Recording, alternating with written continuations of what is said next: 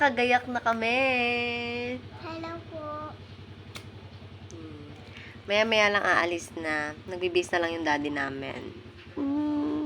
See you, Aurora.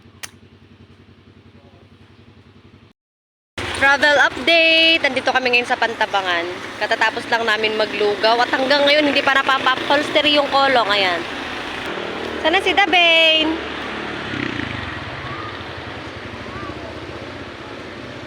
Another update! Andito na kami sa Aurora. Pakak. Ayan o. With these kiddos. Where's my kiddos? Ayan. And another kiddo. Lapitan natin. Pipicture tayo dito. Ayan o. Aurora. Good day! Andito na kami sa Maria. Ayan. Dito kami sa tita ko, Calabadjaw. Rest muna kami dito hanggang medyo padilim na kasi mainit. Hindi kami nakapagpa-upholstery. Walang bubong. Ang init. Hirap bumiyahe. Travel update. Gabi na. Pauwi pa lang kami ng Dinidjawan.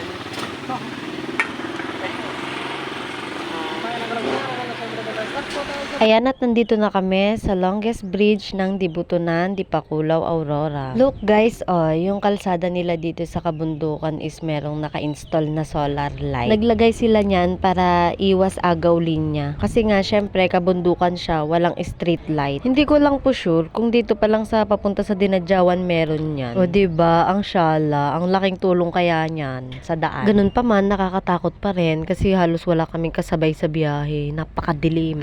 Ayun, at sa wakas ay nakarating na nga kami. O diba, at nakapagpatirintas agad ang sosyal. I just got myself prepared kasi mangingilaw kami. Magagasang kami, ganon. Kung di nyo alam yon, abangan nyo na lang yung susunod na vlog.